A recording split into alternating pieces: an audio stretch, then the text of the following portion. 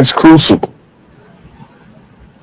But what is God doing in this melting pot, and why do he need a crucible in the first place? Right? Because you had to clean up the birth defect. A lot of these alien species that look different was royalty where they come from.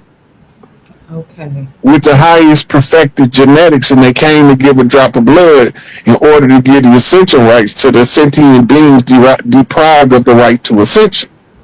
It's known in the esoteric world as the Great Debauchery. Somebody got to clean it up. Did nobody want to do it, so they had to figure out, how do you get us to clean it up?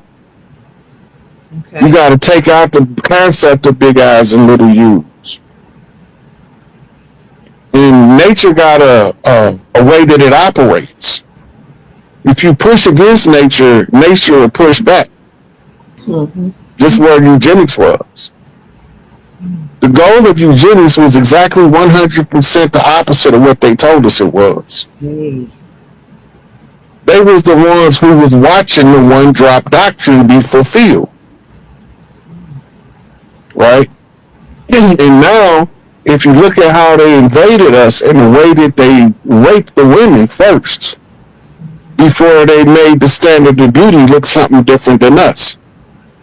And then told the ones who the defenders of beauty in women that he can't have one. So it's forcing you, it's reverse psychology. Yeah. But Jerry Rogers wrote Nature Knows No Color Line. Right? And what's the other one? Sex and Race. But he's considered non-academic, even though he got all his references there. Okay. Right. He also wrote 5 black presidents in the early 1900s telling y'all this ain't what they've been telling us. Right? Then, when the educational system is being used, Carter G. Woodson wrote The Miseducation of the Negro. This is how they win it. They training us. They're not teaching us. They're socially engineering how we maneuver and operate by mapping our traits, our character traits. And the ones that character rebellion, them the ones we got to get rid of. We can either put them in prison or kill them. Because the rebellious ones are the ones that are trying to get free or want to free the people. Is that correct? Yep. Okay. As a matter of fact, if you go to the Ghetto Boys album, Resurrection, Larry Hoover talking on there. And he said, see, the youngers out there, they identify with me because I'm one of them. You say the problem with the system is they keep trying. I don't think I should say that no. Just check out the Ghetto Boys Resurrection album, and you get what he's saying. I was getting into it. Okay. Yeah, but he was saying that basically because he won't stop moving while they trying to abuse him, they calling him rebellious and they keeping him in prison. See, Larry Hoover is not in prison. He never went to prison for an actual crime that he did. Okay. So they charged him with accessory to murder. But the law that he was in there under was called the influence law. It was part of the COINTELPRO. So when they charged his co-defendant, who's been out since like 91, 92, with the murder, they said they charged Larry because they say that the guy believed that Larry would want him to do it, whether Larry didn't tell him to do it. Wow. Now go back to what happened to Tupac. Okay. Haitian Jackson, I told them to leave Tupac alone. But somebody was trying to do something on my behalf. And that's how Tupac got shot at Quad Studio. Keep talking, Chief. I got an emergency call. Keep talking, please. Okay. So when Tupac get shot at Quad Studios, the people that Haitian Jack told not to mess with Tupac is going to get into Haitian Jack's favor, Haitian Jack could have ended up in the same position as Larry Hoover if that law would have been applied to New York. So you had all these different people. You had the case on Jeff Fort. I posted on my page on Facebook. The reporter is going over the case, and she said there is no evidence that Muammar Gaddafi accepted the terrorist plot, and there is no evidence that the Al Rukns had committed terrorism or was involved in terrorism. I'm like, how is they gonna tell you that outright and then still Jeff Fort locked up still? Right? And when I tell you, look for the repeating MO. If you go to the west side of Chicago and you look up the four corner hustler named Prince Lowe, you will see that he caught on. And instead of arresting him, they just murdered him. Because they was trying to use the same grenade launcher story to entrap Prince Lowe that they had already used to entrap Jeff Fort and his soldiers in the system so that they can continue to operate on their land without paying no dues. And a lot of this stuff is them undermining us from doing what we was doing before they came. Because they trying to take control of the territory. They trying to administer a police state. And we going along to get along right now. Majority of us is some go along to get along ass niggas. And we just going with the system because we don't want to make no waves, because we don't want people looking at us saying, look at him, he just one of them angry old Negroes. Malcolm said it best. If you're not an angry black man in America, you are an insane black man in America. But once you understand that part, Tupac said the next most relevant part. After you get done being angry, then what? See, because it got to be something after that. The anger is to move you to action. But when you get ready to move to action, the anger can blind you if you can't see through it. Right? So we don't pay attention to everything that's around us that we're dealing with. And because we used to the system we grew up in, that don't make it our system, and it don't make it the right system for us.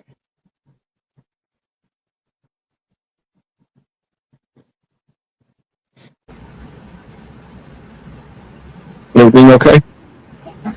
I'll talk to you later about it. Yeah, so we do got a lot of different stuff going on. The new financial system should be coming online tomorrow. I think they said the second. Okay. But they got to crash the dollar. Right, so they already got the Federal Reserve was under federal investigation by the military.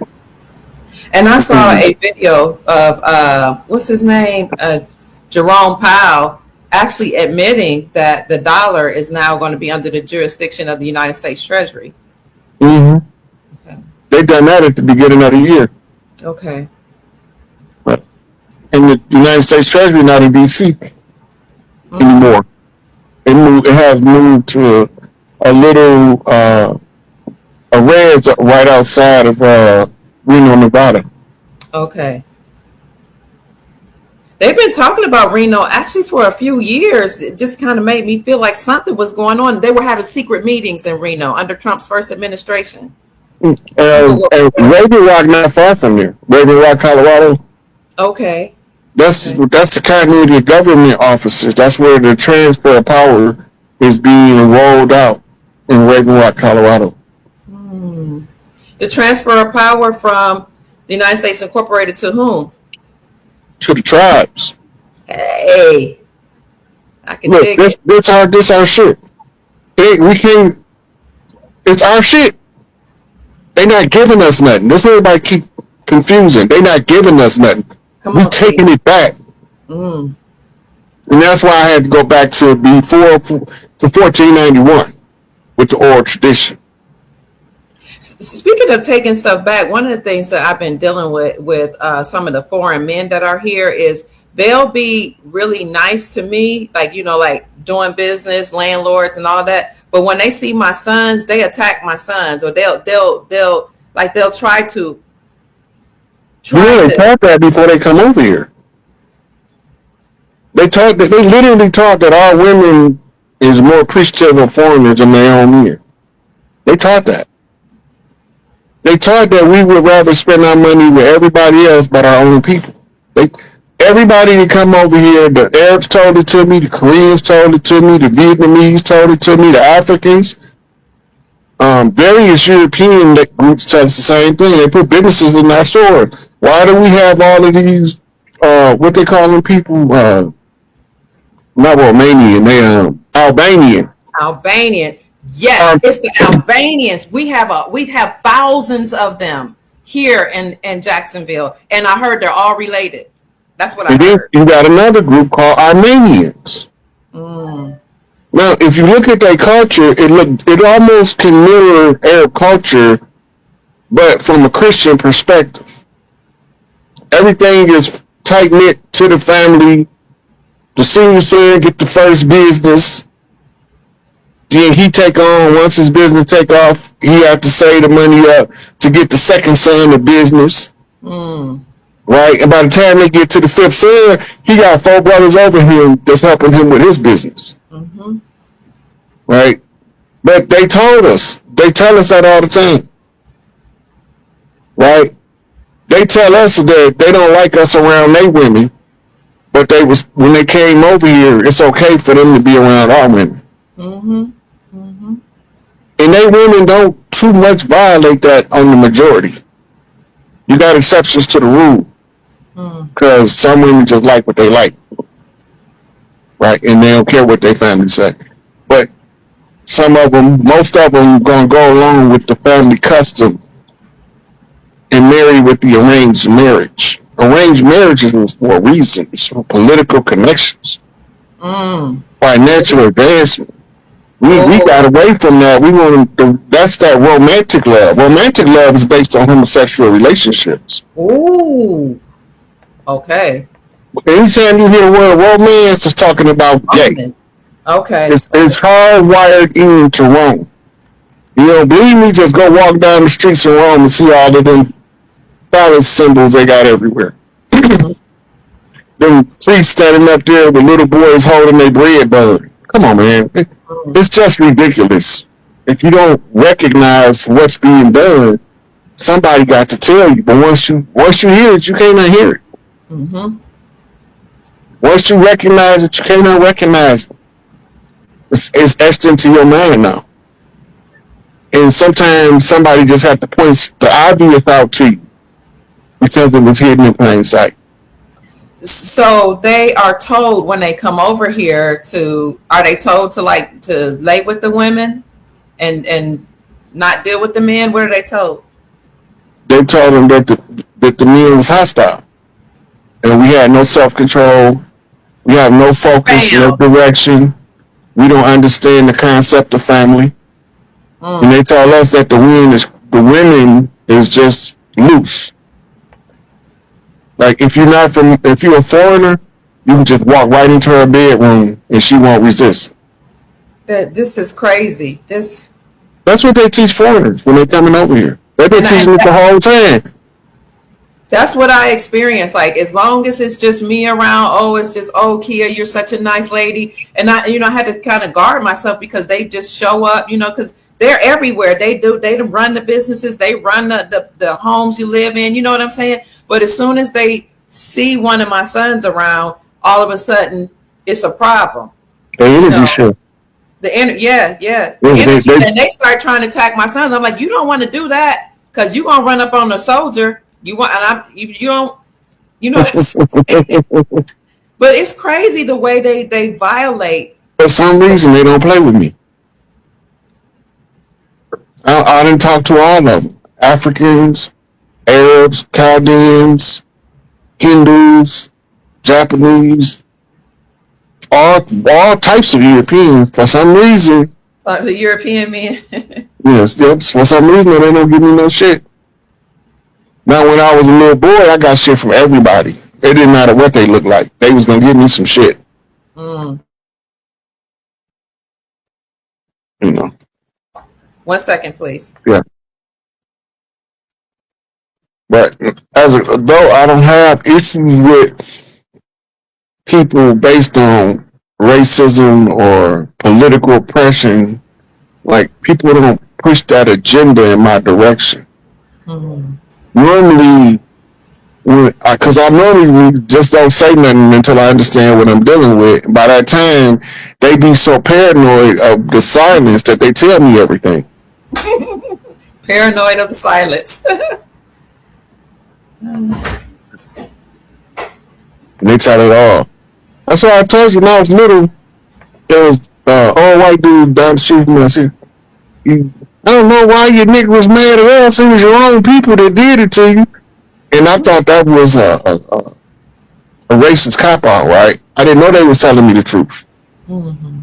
It wasn't my people. It was some people that looked like my people that did it to us. Yes. And they couldn't tell us apart. Mm-hmm. So they isolated us together and make us fight it out while we try to figure out who we is.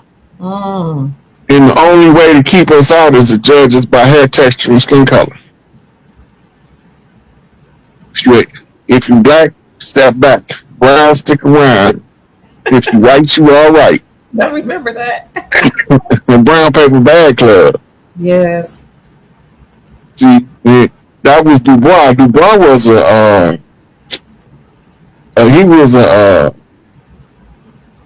a French Huguenot. I just found that out. Mm. I found that out from Gaddy Green. Okay. I said I never knew he was a Huguenot. And then it made so much sense why he was beefing with Garvey and Booker T. Mm.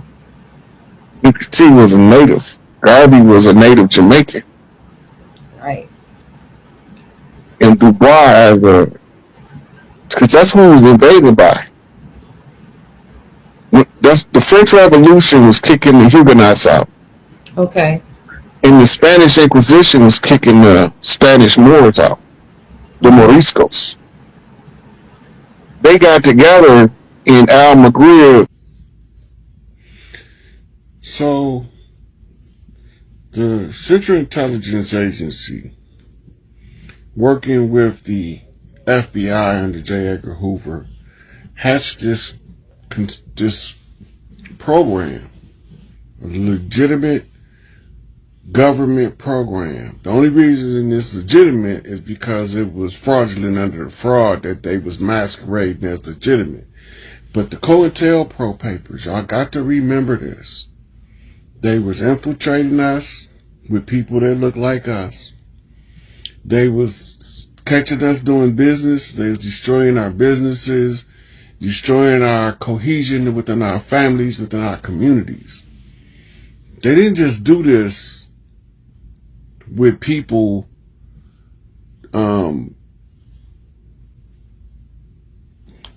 they had help.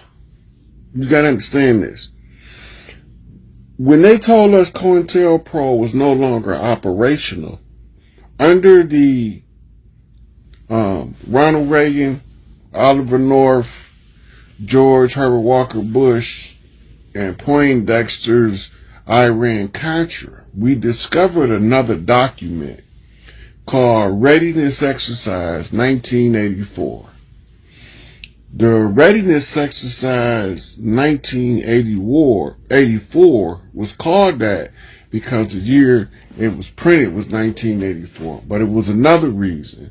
The other reason was because it was to further the agenda as in the book by George Orwell called 1984. Now, the 1984 book by George Orwell discussing the tyrannical government that he called Big Brother. So when they say Big Brother is watching, that comes from the George Orwell's book, 1984. But the whole goal of the police state in 1984 was to usher in what Aldous Huxley, the professor who taught George Orwell, wrote in his book called A Brave New World. And in the Brave New World, it talked about a post-apocalyptic world and a one-world totalitarian system of rule. That's not finna happen. Then George Orwell was good friends and classmates with a young lady named Ayn Rand, who went into finance, and she came out with the book Atlas Shrugged. Atlas Shrugged takes place in something like the Hunger Games reality of a post-apocalyptic world. Now, all these books, except for the 1984, are supposed to be post-apocalyptic. That means after the apocalypse, something is supposed to happen that make the world be under a single dictatorial rule. Now, while we sit here and ponder on that for a minute, we have to realize these are actual government programs. The FBI snitch program. The FBI snitch program paid criminals to tell on other criminals in order to get a break for the crimes they was committing. Then they had the FBI informant programs, which was regular civilians that was paid a salary by the FBI to just tell them whatever they see going on in the neighborhoods. Then they had the agent provocateurs. These are the ones that's hardest to us to realize exactly who they are and exactly what their agenda is. But what the provocateur job is to provoke. This way you get the term provocateur. One who provokes is from the French provocateur. And the provocateurs infiltrate with the intention of changing the core principles or values of an organization by initiating acts of violence, ignorance, and to start conflicts with neighboring organizations and groups. When we first seen it, before there was ever a Bloods or a Crips, we seen Ron Karenga's US movement in California feuding with the Black Panthers. Anybody in their right mind would say, why would a pro-black group like the US group be at war with a self-defense activist group like the Panthers? Ron Karenga's history shows he was a slimy piece of shit, woman abuser, borderline pimp that passed this motherfucking hustle game off as black consciousness, right? But all the time, he was in it for the greed and the money, which shows in what he was getting caught up in legal cases. His whole history, his legal history is pretty much public information. You can go look him up and you will see that he got cases where he was literally torturing people. So he was the one, and he was a provocateur in opposition to the Panther Party. Not only that, Ron Karenga was identified by Dr. John Henrik Clarke and by Dr. Ben as a slimy piece of shit, basically. They said he had no reverence or respect for the ancestral chambers when they went to the Egyptian tour, and he talked down to them like he was their professor and they were some peons. You know, he disrespected the elders and the ancestors. He took his hookers or whatever the fuck he was, called them his wives or whatever, and they was making out in one of the king's chambers because he felt like he had a right to be obscene in the king's chamber, where he said the king slept with his concubines in Egypt, but Egypt didn't have kings. Contrary to popular opinion, the Egyptian culture that you be reading about was not a patriarchal culture. The whole understanding of the hierarchy was rescripted by Roman and Greek influenced vision of the hierarchy without understanding the inner workings of the clan or the tribes that set up that system. The system is this: the throne. The throne is literally Aset. Aset is what you know as Isis. Aset means throne. in the Greek rendition of Auset is Isis. This is where we get the term ISIS from. In France, they have a city called Paris. Paris is short for the Parthenon of Isis, right? So when we realize that Auset means throne, but she's called Mary. The lady that sits on the throne is called Mary. And that's why you call Kemet Ta Mary, the land of Mary. Ta mean land. Ka mean body. Ba means spirit. Right?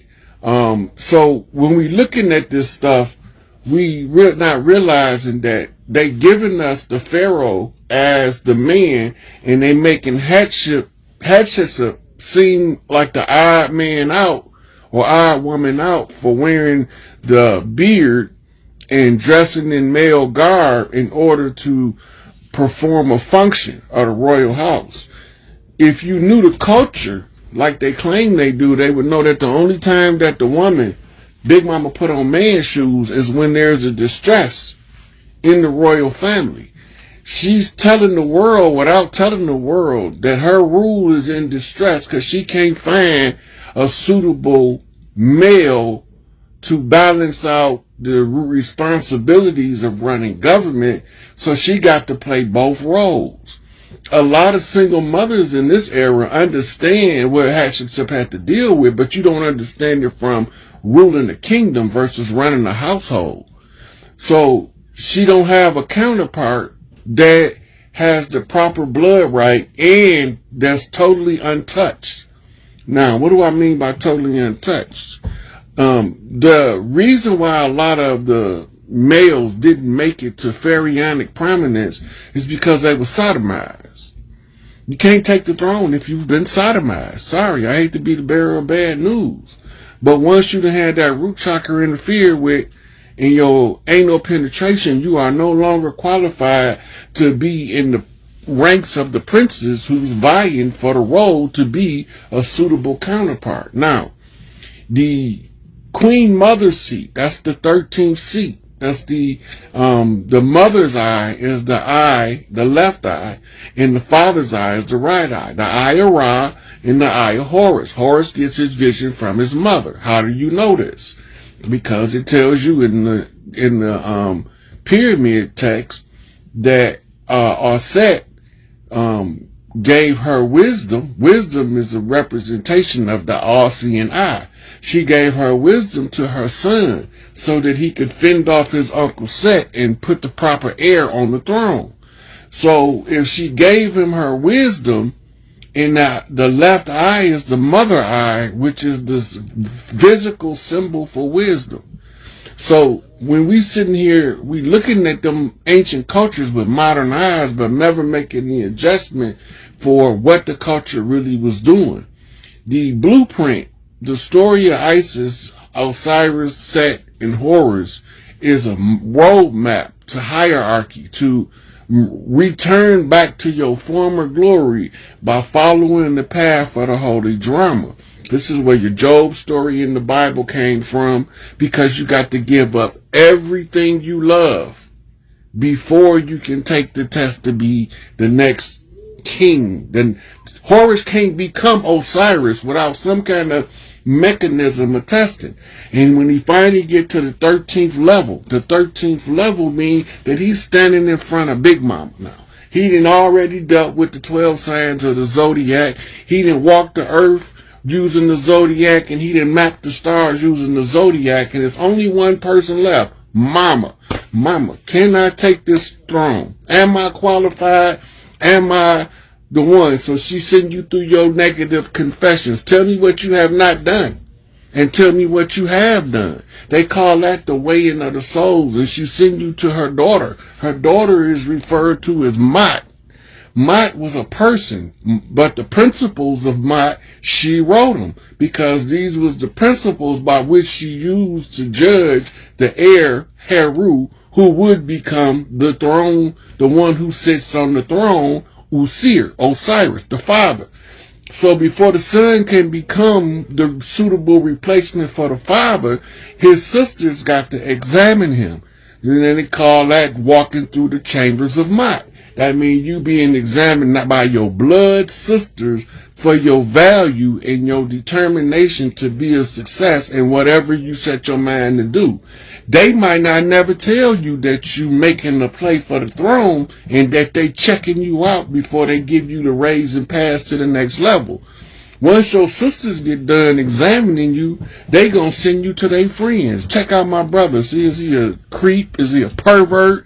Can he be trusted around women that's not related to him? Can he be trusted around little girls? All this stuff you get tested at, and you don't even know you going through the test until it's over with. Then once you get done being examined by them, then her sisters got to pass you off now to be examined by their mamas. Hey, this is my friend Robin brother right here. He came and walked me home. Wasn't that nice of him? That's all he wanted was to walk you home. I mean, he ain't make no pass at you on the way home. He ain't slap you on your ass on the way. He just made sure. Then when the dude in the car pulled up, tried to talk to you, mean he actually checked that nigga and told him he got to get the fuck on to leave his sister's friend alone before he fucked that nigga. So she done told her mama the story. The mama done told her friends. Now her friends got to bring you, come around there where you at. So now they got to figure out an excuse to make you be exposed to the whole one. So now your sister needs you to drop her off at her friend's house. But before you go, her mama got a piece of cake she wants you to come in the house and get. And they got a house full of women in there that's going to find out how you cut. So when you walk through the door, some of them going to act like they flirting. They ain't flirting. They testing you. Some of them going to act like they treating you like a piece of shit. They not treating you like a piece of shit. They testing you. Some of them gonna ask you questions to test your intelligence. That's not because they think you stupid. They just want to see if you really brilliant. They trying to find out what is the fabric of this motherfucker right here, and is he real or is he Memorex? When they find out and realize you not an NPC, then they got to send you to be examined by their brothers. This is when the motherfucking work go. Cause these niggas up to check your chin in real life, like fist to chin, 210 to the chin, drop him to his knees type shit. Or they might go upside your head, they might put a pistol in your face, but you gonna have to stand up and be a man no matter what they expose you to. You gonna have to stand up and be a fucking man about it. And if you got an opportunity to seek peace and you choose war over peace, you gonna fail the test. But if you don't have no opportunity to pick peace and the motherfuckers was pushing war at your ass and you turn tail and run, you still not qualified. You got to be equally willing to fight for peace as you is ready to go to war. And you got to know when to be selective about which one to use. All this is part of your initiation and your testing is to determine who you is. In the process of that, you got infiltrators. You got subverters. You got underminers. You got backbiters. All these is the motherfuckers that's trying to make sure that no matter what you do, you're not going to pass any of these tests. Some of them is the motherfucker laying next to you. Some of them is the motherfucker down the street from you. Some of them your next door neighbor. Some of them your auntie or your uncle that married these motherfuckers. Whatever they is, they just some rotten pieces of shit. But if you don't understand what this life is about, you can't never figure this out. And these infiltrators, look, I don't normally mention a couple of people because they so tacky that it's going to cause a problem if they come to my town with the same bullshit they go to other people's town with. Because I'm not finna turn tail and run. We finna get it in. So I don't normally mention people by their name, but it's something y'all need to pay attention to. There's a show called Adam 21. And on this show, they got a whole bunch of people putting street business over the internet that should not be being put over the internet. But for y'all who's not paying attention, they used to have a show back in the 70s called One Adam 12. One Adam 12 was the card name for a police in California. It was one of their call codes. The car that was riding around with on Adam 12 was a police marked car. But then they had other ones, if you listen to the lingo, Cause the lingo not gonna change. They gonna tell you who they is. They work with him trying to put people's street business in the motherfucking street, in the internet. That's some agent shit. Don't trust him. They got this motherfucker now. He was running around talking about he was a Panther. To the Panthers say, hold up, brother, that's not even what we own. And so now he's no longer a Black Panther Party for self-defense. He done changed it to the Black Lion Party, and he a whole fucking agent. Right? Now, I don't like doing this because I have to. We keep getting tricked by these niggas. This ICE shit has nothing to do with us. None of us are immigrants. Don't got nothing to do with us. If y'all go back, the ones been watching for a while, on Young Elder's show, I had to read Article 77 of the Iroquois Confederacy as part of the oral tradition of serving the eviction on the colonizers, the imposters, the frauds, the settlers, and anybody they brought over here. So before they give it back, they got to get them motherfuckers out of here. We didn't ask for them to come over here. We didn't send for nobody, but everybody came. Right? And then when they got here, they lied to us about who we was, and then they lied to some people that they brought with them, some mercenaries. They lied to their kids, put them in Indian school, and gave them half of our history because they didn't give them enough of it to infuse them with the essence of our tribal traditions, because they have to do it ceremonially and ritualistically, and we do it naturally, organically from the soul. We are who the fuck we say we are, no matter who they trying to tell. It don't matter. We are who we say we are. We came over here, right, to tell everybody, y'all don't run this motherfucker. And when I say came over here, I mean came over here to the internet. The reason the internet, because a lot of people think that I just started doing some chief shit since I've been on the internet. No, I was assigned the internet. This is my assignment as the chief, because the youth was trapped in the World Wide Web, and nobody could figure out how to get information to the youth in order to make because once the babies got it, they screwed, and the babies got it now. So I had to come on social media and just repeatedly drop motherfucking receipt after receipt, lecture after lecture, facts after facts, until there ain't no doubt that I know what the fuck I'm talking about. But you got people still that's leery. Other tribes, as they should be, considering the conditions of what's been taking place, the levels of infiltration, the methods of infiltration. Nobody's studying this shit but me and about 20 other motherfuckers. The whole military strategy and the operational imposition of a foreign culture.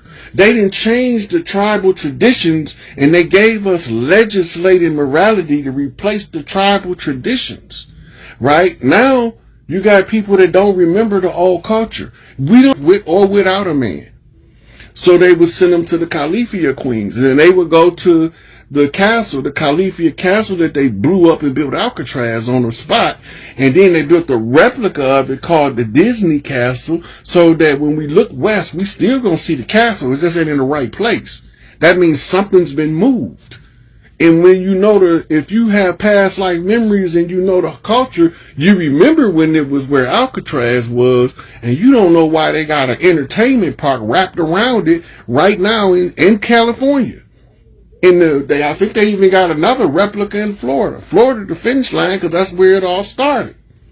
Florida didn't just used to be where Florida is today. Florida used to stretch all the way to Louisiana.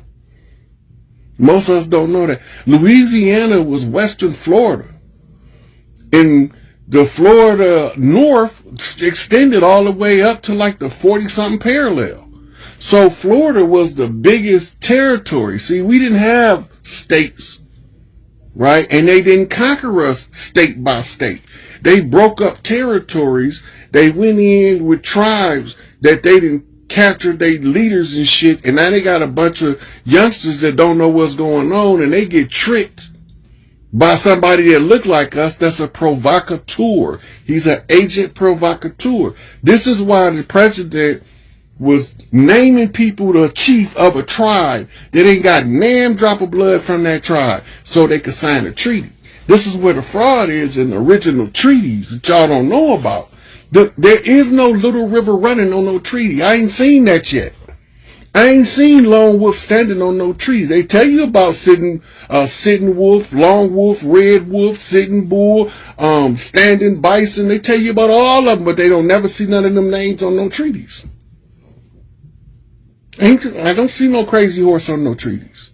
Because 99% of the tribes refuse to do business with the imposters, with the frauds, the colonizers. And that's why you have to know how the grandfather clause work. Because if you don't know how to call back on the law that brought them motherfuckers over here, which is in the Iroquois Confederacy Constitution, and you have to find a war chief. There's only 2 war chiefs that could have did it that's walking around free. The other war chiefs that could have read it out in the open is locked the fuck up.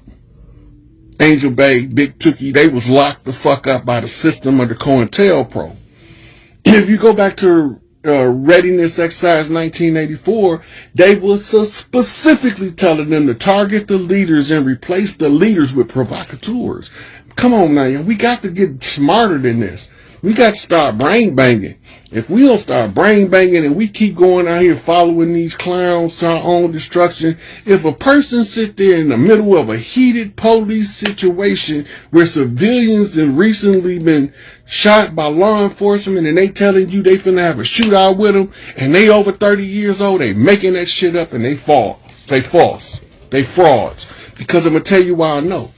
If as many opportunities as it is for us to go to war with the police, nigga, you not finna do that. You just grandstanding in public because the ones that's about that life then already then got their life snatched.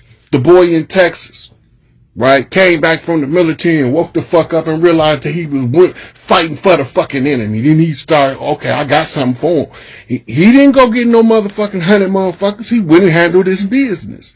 The boy in D.C., they called him a snitch. He ran up in the police station and handed it to their ass, and they handed it back to him. Because if you ain't really about that life, don't be trying to promote other people's children to go out there and do some dumb shit you're not gonna do. That's wrong. That's wrong. You walk around on here flashing your firearms on social media and shit. That's cool if that's what you want to do. But don't be trying to influence innocent children, because that's all the people y'all trying to influence, because you ain't going to get no common sense adult that done seen this bullshit play out to get involved in that foolishness. They got to clean this motherfucker up before they give it back. ICE is just one of the tools. And it's also a code at the same time. They telling you who they working for. It's in the name. ICE on the land mean ISIS is on the land. They Big Mama home, motherfucker. They trying to get this shit right. Big Mama home. They trying to get this shit right because they got to give it back. They gonna give it back whether they want to or not. That's irrelevant. It's too many of us aware now. There's too many of us that woke up from this motherfucking internet shit. The gossip, we done injected truth into the gossip circle with the receipts, and all boys, that ain't the talk of the town now. You got the ones and naysayers. You got the backbiters and the player haters. You got the imitators and the perpetrators. You got the rats and the snitches. You got the invaders and subverters. They all coming. But they all talking about one thing. Them niggas that was already here. In one way or another, we done took over the algorithm. We done took social media over by storm. We done took the World Wide Web over by storm. We getting support from Tonga, from Samoa. We getting from the Philippines, from China, from Japan. They just had a coup in China. A whole full-blown coup. Because motherfuckers don't want to go back to the matriarchy because it's going to hold these rotten motherfuckers accountable. Ain't no accountability under patriarchy. Go by the motherfucking law of the jungle. The strong survive. That's not matriarchy. Under the matriarchy, hear me clearly, you are only according to your own merit. You don't get special consideration because of what your daddy did, what your mama did. You got to go out and prove yourself to yourself and the ones in your family before they can send you to the community for you to prove yourself to them. And when you done went through all of this shit, that's called chief development. And if you don't know what it looked like, then you ain't probably supposed to be here. Stop letting these clowns, these fucking lawyers, talking about they civil rights, being crunk motherfuckers, the Roland Martin motherfuckers. If they ain't ready to start telling y'all the fucking truth, don't trust. They agents. They working with the motherfuckers that we trying to get rid of. Don't trust. Don't fuck with them. Stupid ass niggas. I don't know if I'm gonna take any questions yet, because this shit right here got my motherfucking blood boiling. I'm sitting here watching these motherfuckers trying to get his shit back, and you got niggas getting in the way. I know why them other people, they getting paid to get in the way. These niggas need to sit their ass down and let's stay them other motherfuckers. The ones that look like us, that ain't us. Because that's who they was using to infiltrate us. And then they even tricked some of us to turn coat. That shit don't work on me. I see through all of the bullshit and all of the deception and the fraud. But this nigga imitating the Panthers, that shit made my blood boil. And I was trying not to say nothing about it, it was just eating my motherfucking soul alive. This nigga out here, a whole fucking agent. And we don't know what they look like because they look like us. You got crooked ass police on the force look like us that do the worst dirt to a motherfucker. Worst dirt to a motherfucker. They do dirt, make the pale face police look like the good guy even when he rotten. These niggas don't let the skin based race baiting dramacidal system lure you into your destruction from these dumbass motherfuckers. Traitor ass motherfuckers, undermining ass motherfuckers. They don't want us to get this shit back, but one thing about it, and they have to realize they can't stop it. The work is already completed. We done already did this shit. Right? We done already reclaimed everything following the letter of the oral tradition. All this shit is noticed, the agent is noticed, the principal, time-stamped in archivable format for legal purposes. They can't say we didn't prove it because we showed you where they said it. We ain't making this shit up. They said this shit. They declared war on us and put it in their Black's Law Dictionary under the military code. They the ones told us that they was taking our gold. They the ones told us that they was going to use the judicial system to take everything from us through an attrition model. It's in the motherfucking documents. If you don't read that shit, you won't know what you in. We've been living in a fraudulent system our whole life and never knew it was fraud. And then the first ones that figure out the way out of it, rather than let them out of the fraud, they gonna either do two things. They gonna make them become a slave catcher fraud recruiter by getting motherfuckers to do this paperwork, or they gonna lock them up for fraud, for exposing the fraud. That's what they do. We have no rights that's tied to them motherfuckers, and they have no right being here. So now we in a hard spot. I understand the 5 civilized tribes had to do business with them motherfuckers because somebody had to hold the bear.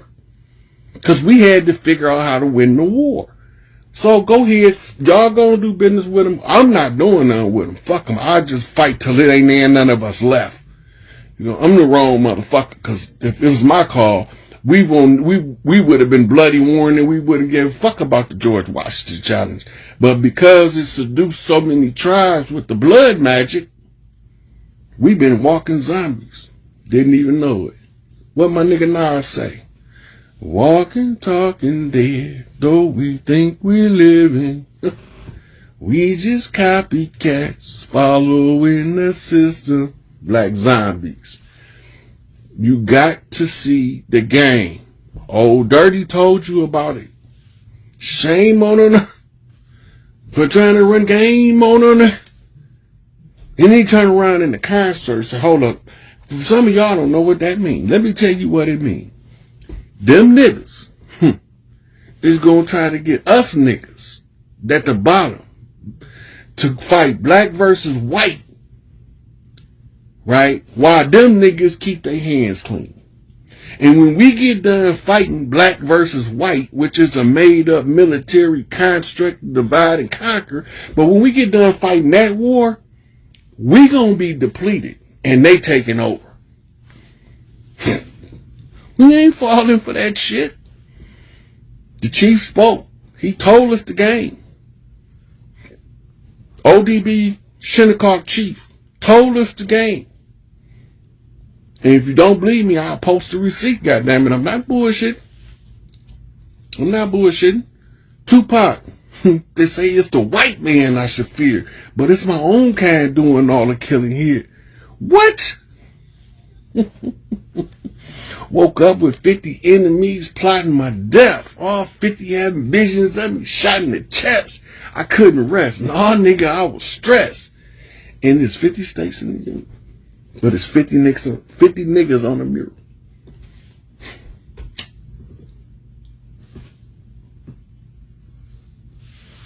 This is crazy. They out there agitating these people, trying to give us our shit back. They under the impression. Oh no. I'm about to leave. You can lock the door.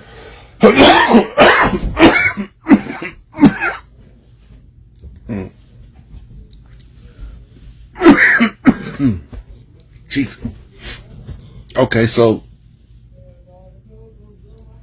it's been a lot of people. Look, if you don't believe that the people that's infiltrating us look like us, Malcolm X, and I wish somebody tell me I'm making this shit up because I'll post the video. The Malcolm X said the Nation of Islam has been thoroughly infiltrated by the New York Police Department and the FBI. That was the COINTELPRO initiative. Now, if we worried about the cracker, who infiltrating the Nation of Islam that don't allow no pale faces in there? I'll wait. Who infiltrated? What they look like? Think about that.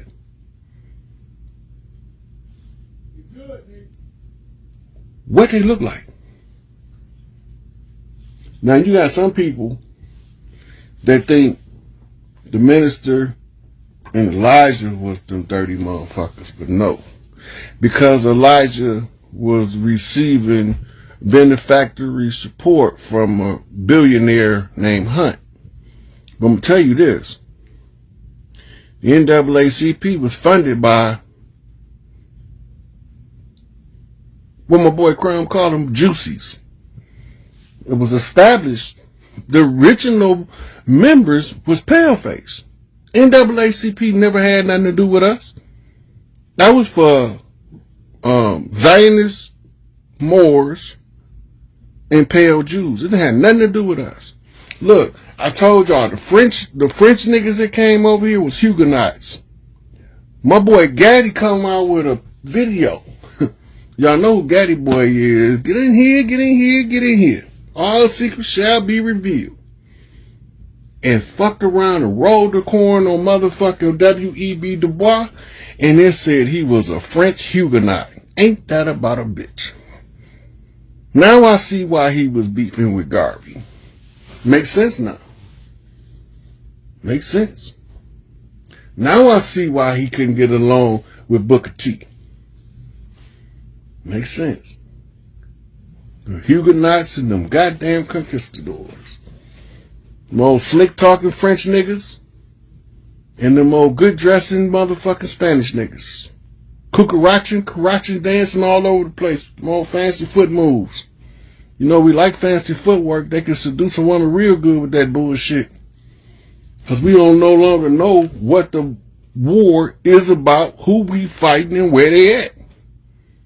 They've been put in our communities with us. Because they look like us. and they walk around and start shit with us. They go tell, what the FBI do? They tried to tell Jeff Ford that he had beef with the chairman, Fred Hampton. Then he tried to tell Fred Hampton, you got beef with Jeff, and then one of them ain't fall for it. And it actually made Stones and Panthers a lot closer because they understood the play that was being ran on them. And most of us don't understand these plays, so we keep getting duped by these frauds.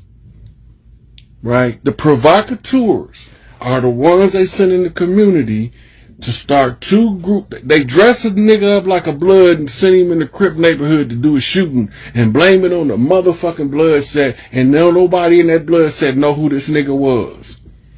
They go in Chicago, they dress a nigga up like a GD and send him over in Vice Lord territory to start some shit, and now they thinking they fighting these folks over here, and they don't even know the nigga that just started it. They don't even know where it started from. They just know that now we riding on Vice Lords because they rolled on us. They don't know that the government sent the whole agent in there. Look, last week, brother posted about the BOS, Brothers of the Struggle, and about the unity movements. And he was telling us that one of the things, you can't go just sit with Larry. You have to be able to know how to spot the infiltrators, or they're not going to let you sit with Larry. And they're going to quiz your ass to find out what you know. Can you identify an infiltrator? That's a hard thing to do because most of the infiltrators look like you. They have something in common with you. So when we being taught about COINTELPRO, we being taught about readiness exercise 1984 and a couple 100,000 other laws they got on the books that fuck us over so that they can continue to run their illegal RICO enterprise.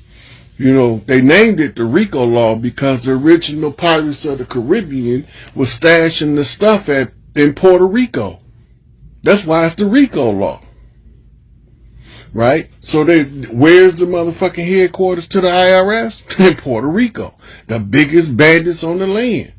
Them motherfuckers aren't supposed to be here, but because we've been growing up in a system where taxes has been taken out of people's check and their parents get these artificially inflated refund checks, that you ain't supposed to be paying income tax in the first goddamn place.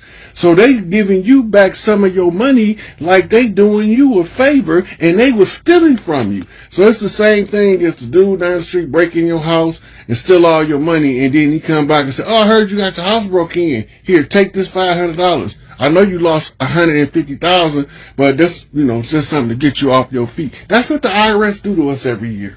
Well, stop fucking with them motherfuckers. I don't want nothing to do with them. They frauds.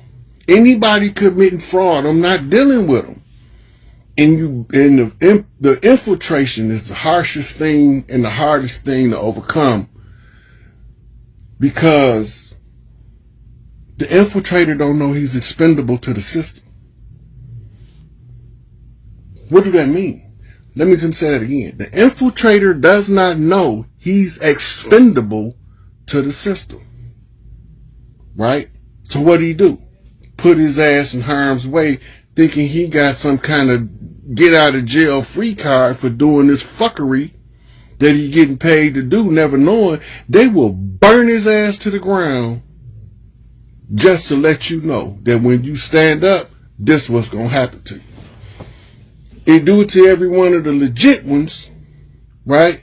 So they can use the patsy whenever they need a fall guy, right? Motherfucking David Koresh, the Branch Davidians. He wasn't doing nothing that's illegal.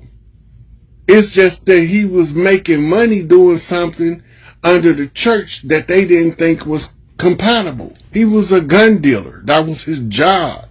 The church was his community. And they took his gun dealer license and they gave it to him. That he was paperwork approved to be a gun dealer. But because he wasn't a type of gun dealer that they said the paper approved, now they got to go take all his guns, and look what happened. Look at Ruby Ridge. Them people own their farm, minding their goddamn business, living off the fat of the land, and some government agents just decide to open up on these motherfuckers because they want to execute a warrant. Right?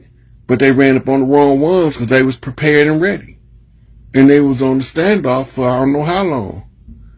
Motherfucking, they told us that this motherfucker, Timothy McVeigh, put that motherfucking truck in front of the goddamn federal building in Oklahoma City, and all the time, his motherfucker wasn't even there.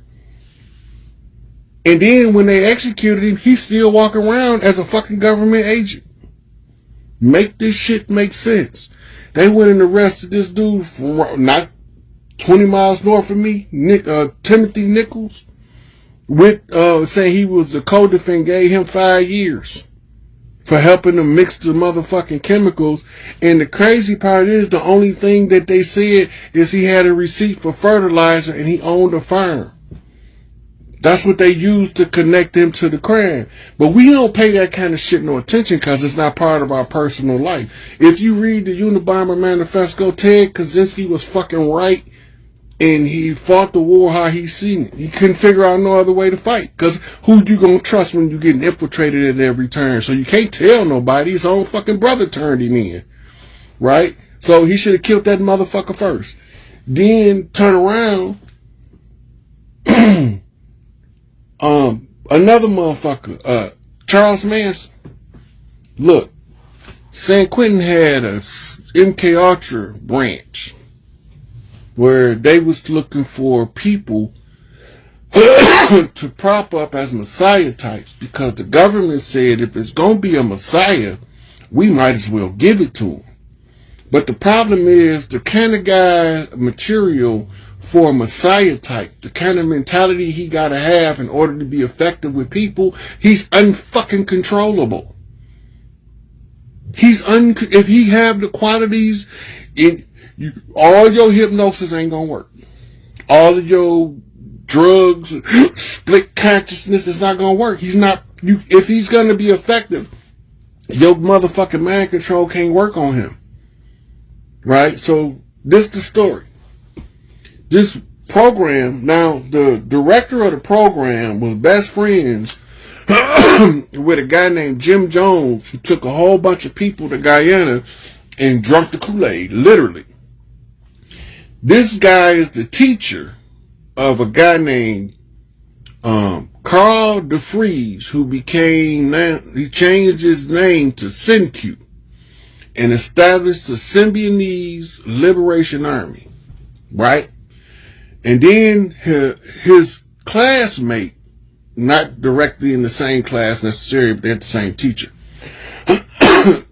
was Charles Manson of the Helter Skelter movement. Now, Charles Manson was artistic. He was a musician and a songwriter and a painter. A lot of us don't know that. Well, he was charismatic, but he was one of them kind of incorrigible white dudes that if you walk into the store and you ain't looking, he feel like that box of Snickers belong in his pocket kind of guy. But if you catch him, he don't understand what he did wrong because he's exercising his white privilege. Find yourself 1965, 63, sitting in San Quentin